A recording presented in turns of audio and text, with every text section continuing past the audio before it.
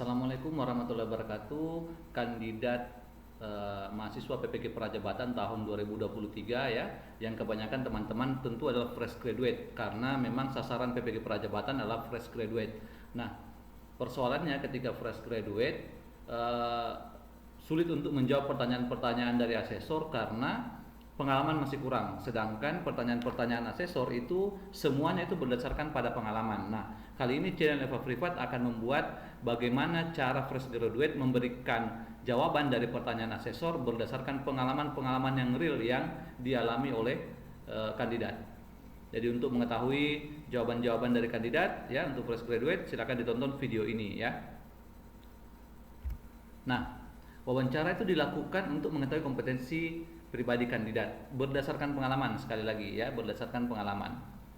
Nah, persoalannya adalah fresh graduate itu belum banyak pengalaman. Nah, bagaimana cara menjawabnya?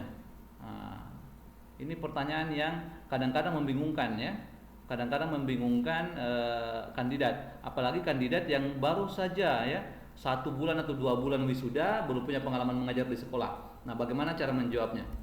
Bisa melalui yang pertama adalah pengalaman saat kuliah, dan tentu saja harus pengalaman saat kuliah ya. Contohnya adalah misalkan mengerjakan banyak tugas di satu waktu ya, itu kan pasti banyak ini ya.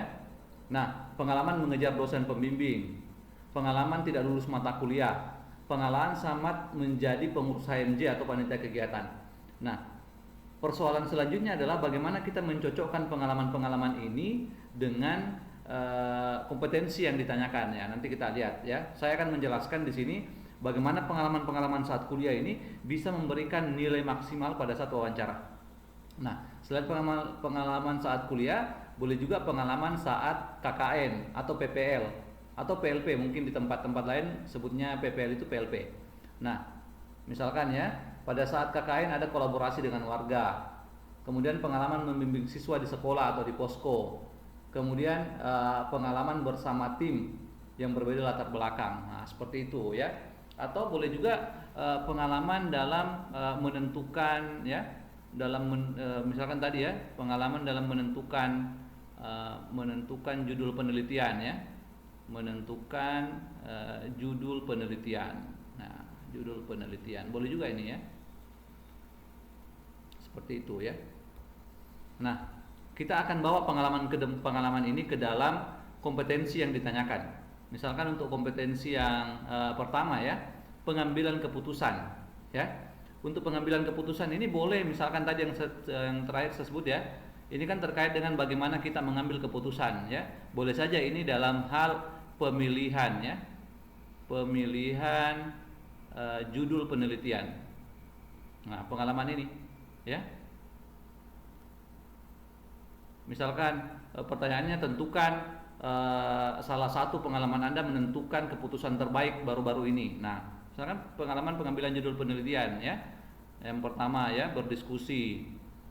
Apa yang dilakukan? Nah, berdiskusi dengan, boleh saja dengan teman juga, dengan teman, dengan penasehat akademik, dosen ya, atau dengan senior ya. Kemudian mempertimbangkan ya yang lain-lain ya, mempertimbangkan peluangnya. Nah, seperti itu, peluang dan lain-lain. Nah, seperti itu ya. Yang pertanyaan ya ini, untuk pengambilan keputusan itu contohnya ini ya, pemilihan judul penelitian contohnya ya. Kemudian yang kedua adalah managing work ya, atau mengatur pekerjaan ini ya, mengatur pekerjaan. Contohnya banyak ini ya, contohnya banyak. Biasanya ini soalnya adalah banyak tugas atau banyak tugas ya, atau banyak pekerjaan. Nah, ini tadi contohnya bisa diambil pada saat kuliah. Saat kuliah itu banyak tugas ya, di satu waktu. Nah, seperti itu. Nah, pada saat itu apa yang dilakukan? Ya, dikerjakan sesuai prioritas, harus ada prioritas ya. Kemudian ada jadwal, membuat jadwal, ada persiapan ya, seperti itu ya. Persiapan. kemudian ada juga memanfaatkan sumber daya ya. Sumber daya boleh saja orang ya, atau tools alat ya, seperti itu ya. Ini double O ya, seperti itu ya. Nah, ini semua pengalaman saat kuliah. Kemudian kompetensi berikutnya, membangun kerjasama positif. Nah, ini membangun kerjasama positif boleh pada saat jadi pengurus ya, pengurus HMJ misalkan, kemudian mencari sponsor untuk kegiatan ya, ini boleh ya, membangun kerjasama. Atau pada saat KKN ya, kolaborasi dengan warga, ya, seperti itu. Atau pada saat panitia kegiatan. Nah, panitia kegiatan ini semua intinya adalah membangun kerjasama ya. Tapi yang jelas yang harus kelihatan di situ adalah mencari kolaborasi ya, mencari kolaborasi ya, berdiskusi ya, dan seterusnya ya, seperti itu. Nah, itu untuk kompetensi membangun kerjasama positif. Nah, selanjutnya misalkan pembimbingan. Nah, ini pembimbingan. Untuk pembimbingan ini boleh pada saat KKN ya, pada saat KKN. Misalkan membimbing siswa ya. Tapi bukan mengajar yang di kelas ya. Yang dimaksud pembimbingan di sini ada di luar jam kelas ya. Nah, membimbing siswa atau tambahan les di posko misalkan ya, di posko KKN ya. Begitu juga misalkan pada saat PPL ya, membimbing siswa juga, ya,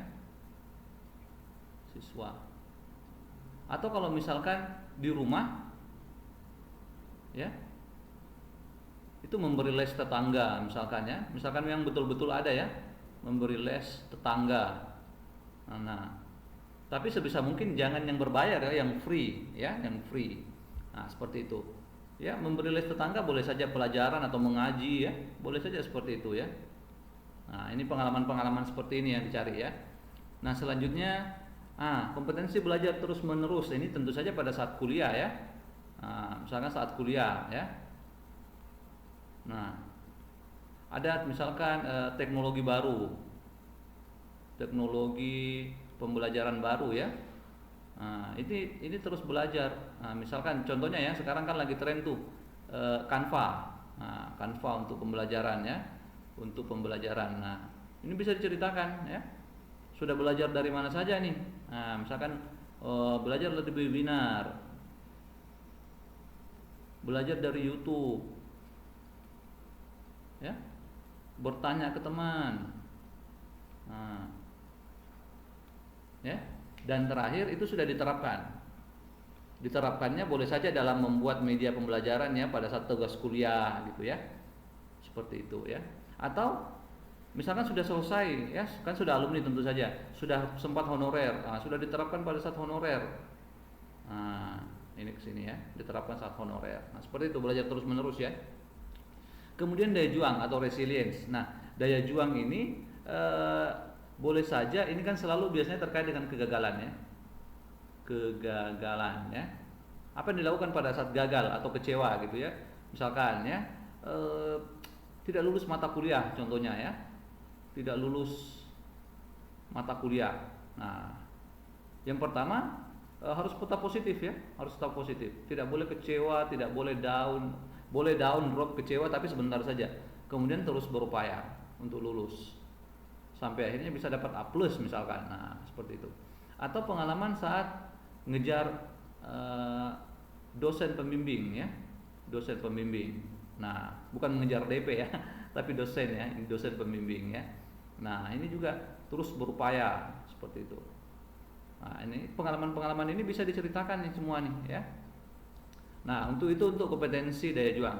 Selanjutnya untuk kematangan etika ya. Kematangan etika ini misalkan terkait dengan melanggar aturan ya. Pokoknya kita jangan melanggar aturan lah melanggar aturan ya. Contoh saat kuliah ya. Saat kuliah. Ini misalkan ya.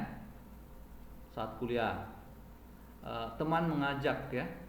Teman mengajak bolos. Bolos kuliah ya, atau nggak ikut kuliah. Ini jangan. Dinyatakan bahwa pada saat itu saya menolak gitu ya. Atau teman mengajak mencontek ya. Teman mengajak copy paste tugas misalkan. Jangan ya. Atau melihat teman copy paste dinasehati seperti itu ya. Atau teman minta diabsenkan, teman nitip absen ya. Jangan dinasehati. Seperti itu ya untuk kematangan etika untuk pada saat proses kuliah. Tapi kalau sudah bekerja harusnya lebih banyak lagi ya. Nah, kemudian menghargai perbedaan. Menghargai perbedaan ini bisa pada saat KKN ya. Menghargai perbedaan ini kan maksudnya berbeda latar belakang ya. Kalau ada tim anggotanya berbeda latar belakang, beda latar belakang ya. Beda latar belakang yang dimaksud itu boleh saja budaya, ras, program studi ya, atau malah juga cara berpikir. Ini kan mungkin ini ya. Pada saat KKN ya, berasal dari prodi berbeda dalam satu posko. Prodi berbeda ya. Atau saat jadi pengurus HMJ. Biasanya kan kalau pengurus HMJ itu berbeda-beda cara berpikirnya ya. Itu pengurus HMJ. Berbeda ide. Seperti itu ya. Intinya adalah untuk menghargai ini kita harus saling memahami. Saling memahami, harus kelihatan dalam cerita pengalamannya itu saling memahami, dan tentu saja melihat perbedaan sebagai kekuatan. Sebagai kekuatan. Kalau perlu tambahkan sini memahami dan menghormati ya. Seperti itu ya.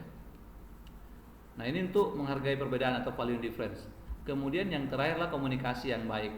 Untuk komunikasi yang baik ini sebenarnya tidak ada pengalaman tertentu ya, karena ini hanya terkait dengan kemampuan kandidat bercerita, kandidat menjawab ya. Menyampaikan gagasan lah saat wawancara. Menyampaikan gagasan ya saat wawancara. Seperti itu ya. Baik, demikian video terkait dengan bagaimana fresh graduate bisa menceritakan pengalaman untuk memperoleh nilai maksimal pada saat PPG wawancara PPG Prajabatan ya. Meskipun wawancara PPG Prajabatan masih tertinggal 3 hari, semoga banyak teman-teman yang bisa mengambil manfaat dari video ini. Makasih banyak. Assalamualaikum warahmatullahi wabarakatuh.